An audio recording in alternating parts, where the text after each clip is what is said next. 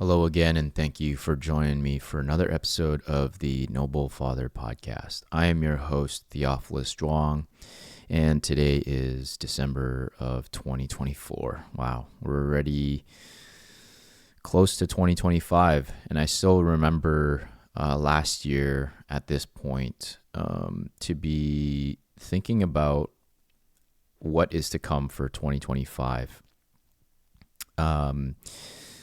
Yeah, if you're listening to this podcast for the first time, you might be really confused about, oh, well, is this really even a podcast, right? It's really a place for me to talk about my journey through fatherhood, my walk as a businessman, my walk as a husband, my walk as a follower of God.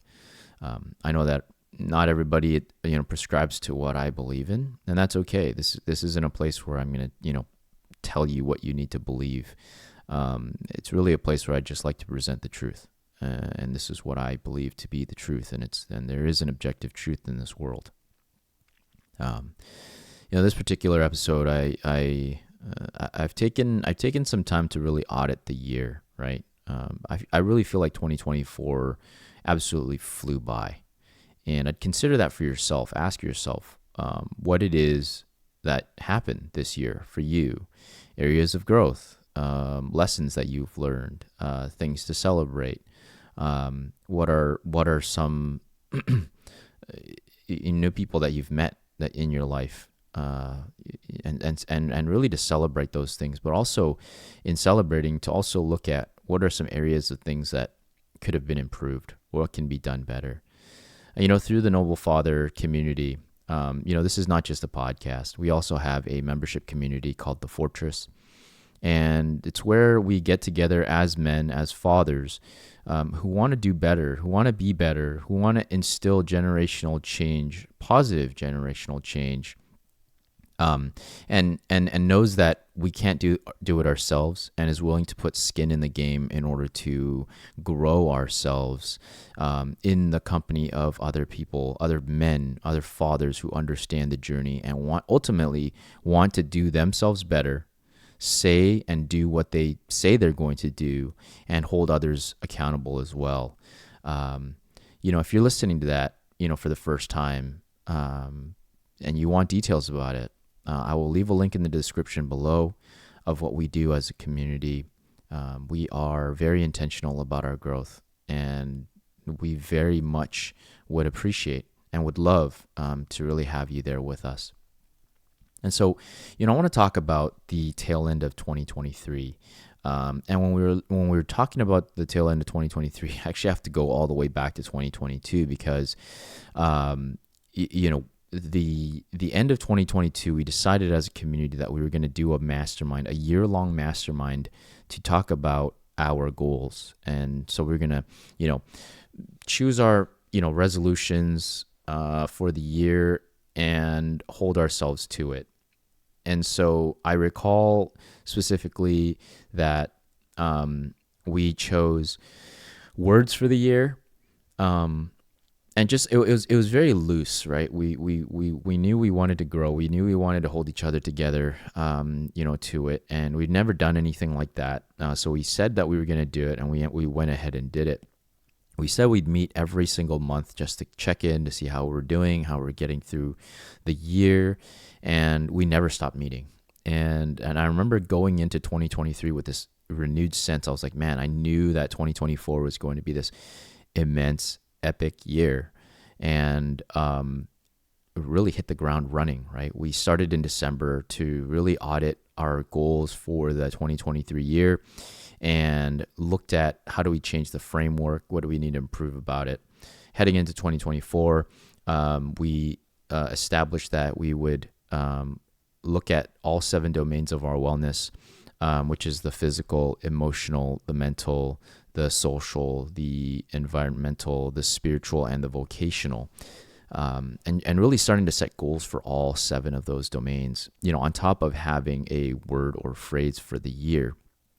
And so end of 2023, I remember I was praying and asking God, Lord, like, what do you want my year to be? I know it's going to be an epic one. It's going to be an absolutely surreal year.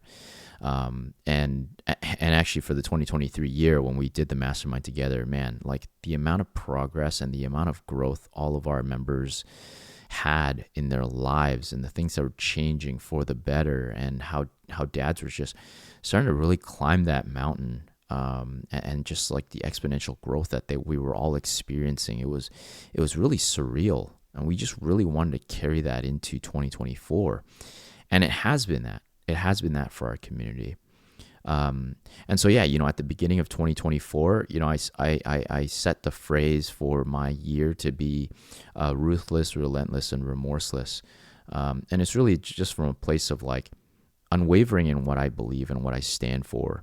And for truth is that I am called to be a noble father, and I'm going to stand on it regardless of what the world says, regardless of what, all the discouragements and people resistance that might come my way. And it's amazing because this whole year I've been tested on that. A lot of friendships that I've had to say goodbye to, a lot of resentment that people have pent up against me that I've just had to learn to release from my network, or from like just to remove that burden, right? And it really, for me, it came to a head this past month, November. Just a whole bunch of stuff happening all at once. If you listen to previous episodes, you know that there's this legal battle that's ensuing right now. Somebody's trying to come after me, and they have no ground.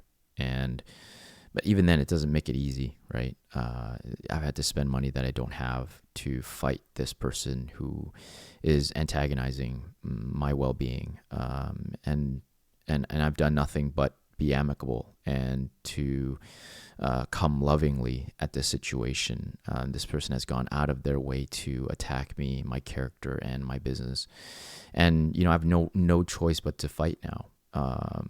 Do I want that? No, I don't. And do I hold on to resentment in my heart and hate for this person? I do not. The prayers I say for this person are all out of love and asking for blessing and abundance over them. And yet this person just unrelenting. And so that was just one scenario, one situation, in November. Family conflicts. We got, people not seeing eye to eye on my beliefs and attacking my character and my family, and also, the spiritual attacks that I've been getting, right? Like, it's been such a heavy month. Those are the downsides, and those are the things that are not great, things that I wish were better. But there's also a lot of celebration. My wife and I are as close as we've ever been. And, through the turmoil of this, God has given us peace that is beyond our understanding. My heart usually skips a beat when I think about the legal stuff going on. And it's a stressful thing. And yet there's this peace that I cannot explain with words that God has given my family. Still able to be present with my family. I'm still provided for. It's not, it's not a crazy dire situation, but,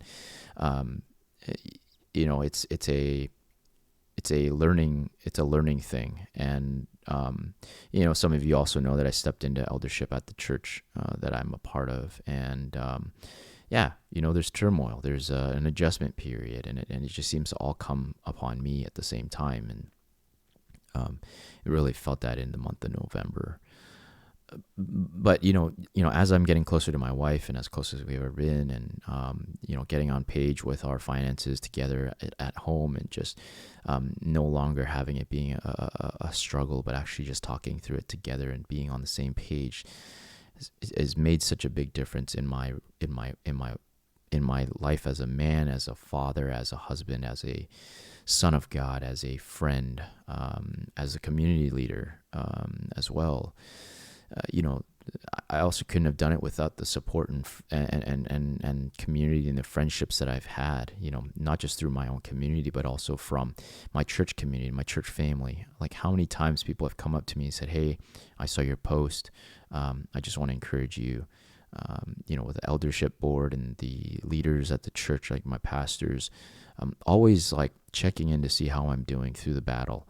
And I don't feel lonely at all. I feel super supported, and God has really shown Himself to be a provider in these really, really dark times for us. And that takes a toll on this work as well. For many hours before recording this podcast, it's very easy for me to be in my head and struggling and worried and in doubt and fighting with all my ability to see a reason to continue on this work. And if you've heard this podcast for a long time, you know that this is my life's calling. This is my purpose. This is my identity. This is what God called me to be. He called me noble, and I knew from a young age that I was to serve people, who I didn't know then, I know now. Doing what I didn't know then, I know now. And because really in the back of my mind, it's like, what else is there? There is nothing else. And so, though I come very close to always wanting to just shut it all down, and just say, be done with it and find the stability of a job or a salary, I can't. And, there's guys out there that depend on me, and there's guys still to come that depend on me. And I have to just really trust it all to God, and that He knows where I'm at. It's interesting. I have one of the elders at my church introduced a book to me. It's called Strengthen Yourself in the Lord. And, it starts out talking about David, right? David, anointed by Samuel to be the king of God's people. And that didn't happen for 12, 13 years. That's a long time, right? How long I've been on this journey. We're nearing 3 years as a community, as a podcast. And I'm not anywhere close to that time. And so, in following God and in following in step with Him, though there are times where I want to run, God may not be in that place to run yet, and there's a reason for that. David's story. David was called, a man after God's own heart, and why is that? Is that David never did anything of his own. I mean, he did. David did things that was out of timing with God, and obviously he learned the lesson for those things, things that he took into control into his own hands. It really backfired in his face. But a lot of the times when we look at loyalty and devotion to God, David is the name that comes up. He was, he served quietly, right, as a shepherd, probably one of the lowest positions ever, watching over sheep, tending sheep, fighting off lions and bears that were coming after his sheep, and all in this quiet solitude, and learning to get to know God, and singing and writing poetry, whatever. This man just kept seeking after God. And even when the whole world was out to get him, the king that he helped, defeat this army that was standing in front of him, was taunting him and taunting God. When David won that victory, this king still went after him, and David, out of obedience, did nothing to, exact any kind of revenge or take it upon himself to fight back or even defend himself. He just kept seeking what God was asking. He just kept asking what God was demanding, and to the point where there was rejects in the society, among the Israelites, rejects that were cast out, that David formed a community around and ran away with them, essentially, to the land of their enemies. And yet there came a point where eventually those guys also turned on David as well and wanted to stone him to death. And David, what did David do? Instead of going to convince these guys, he strengthened himself in the Lord. And And by no means am I comparing myself to David. I'm striving to be like that, and I hope to be like that. I hope that one day when I get to heaven, God looks at me and says, you were a good and faithful servant, and you did your best, and you followed me, and even when times were hard, you followed me. And really, that's been my year thus far, has been, regardless of what is happening in my life, regardless of how dire and tense the situation may be, to really turn to God and ask him for guidance and to trust in him. And he has not disappointed me. And so, yeah, maybe you're listening to this and wondering, well, how can I have that peace as well? I will say that there is evidence abounding of who God is, and the Jesus that we hear about in the Bible stands on truth. There's probably more evidence to prove that Jesus existed than there isn't. There's actually more evidence to prove that Jesus existed than people like Socrates or Aristotle and all these people. The Bible is a book of truth, and if you don't understand and you don't know, I would ask that you'd pray the prayer of asking God for discernment, for that wisdom, to ask God to open your eyes to that truth, because it is absolutely amazing. The prophecies in the Bible that foretold Jesus coming, all were fulfilled, and they were all done over thousands of years. And Jesus came and fulfilled them all.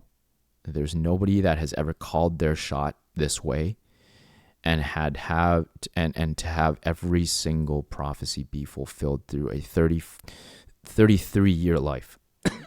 34 if you want to, maybe 34 years of life to come and to fulfill all the prophecies that were said about you. That is Jesus's life. And so, and I typically like to say this, either all of it is true or none of it is.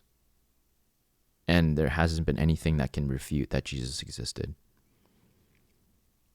And so, if you're listening to this right now, wondering for yourself, well, I don't know if I believe in this sort of religion. If it's not real, if it's not true, you have nothing to lose, right? If it is true, you have everything to gain.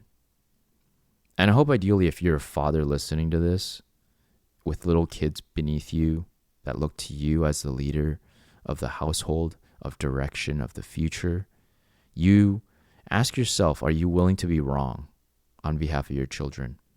Right? These are more than flesh and bones and blood issues. These are your spiritual livelihood. You are a physical being living a spiritual, you are a spiritual being living a physical life. The same is said for your children. And same is said for you. These are great implications, right? You can see it in the world today that we're looking at, right? The great evil that is out there. Is it just evil?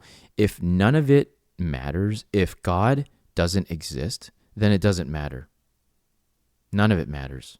You can commit pedophilia, you can have sex with a dead person, you can have sex with animals, you can go and change your gender, you can go and smoke all the drugs in the world, because it doesn't really matter, right? There's no God, there's no objective truth, there's nothing false. Evil is just a construct of humanity. Then there would be no point. Then it wouldn't matter. You can go drive your truck into a bus full of kids. You can, blow up a school building. You can do all those things because it wouldn't matter, right? But that's not true. You know inherently that those things are wrong. Why is that wrong? Where do you get that? You have a conscience. Where did your conscience come from? And so I'll leave that with you, right? It's not forcing you, right? But listen to that, right? Either all of it is true or none of it is. So there is evil in our world. And the President of the United States, current, just pardoned his son. Pardoned himself too, and says, now you can't come after me for the things that I've done, right? You got celebrities who are holding these disgusting parties with people, right? Is that okay? Not okay, right? You look at that with disgust and think, oh, nobody wants to be associated with P. Diddy now, right? How many other celebrities are there out there? There is a great evil in our world, and it's out to get our children. It's out to get you. It's out to deceive you, keep you distracted, right? So if you're listening to this and you want to understand truth, ask God for discernment. Ask the Lord to show you. He is a loving Father, and He will show you. Raise my attention, Lord, to the things that you want me to understand about you. My God is loving, right? We get a choice. He's given us free will. One day we're going to stand before Him and He's going to ask us, what did you choose? How did you get here? Right? If you say anything other than Jesus brought you here, what Jesus did on the cross brought me here, you will not enter eternity. Well, you'll enter eternity, but you'll enter eternity in very stark difference of situations, right? Heaven is described as a place free of pain, hurt, guilt, conviction. It's just the perfect place. It's eternal worship of God. Hell is described as eternal separation from God, pain, torment, anguish. Choose, friends. I hope you choose right. You have control. You have free will. God has given that to you. You get to choose. That's the cry of my heart. In the midst of all this anguish and turmoil that I'm going through right now in my life, my heart still remains. I care about your spirit. I care about your children. I care about the generations to come. And that is why I'm staying and holding firm to this work. I love you all. Thank you for your support for my podcast, for me and my family through these difficult times.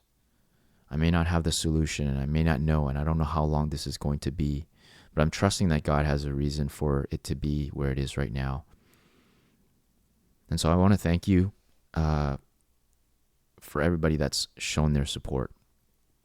I'm going to leave it here.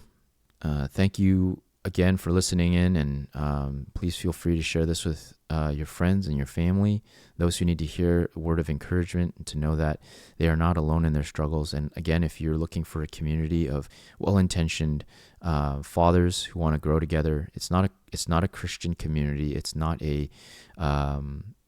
we're not a religious group. It is just a group of fathers who want to grow together. There are those who do believe, and we do hold space for each other, but it's not one in which we go to preach and say what you need to believe. Thank you for joining me today. Remember that we're not promised tomorrow, so be present and stay noble. Bye for now.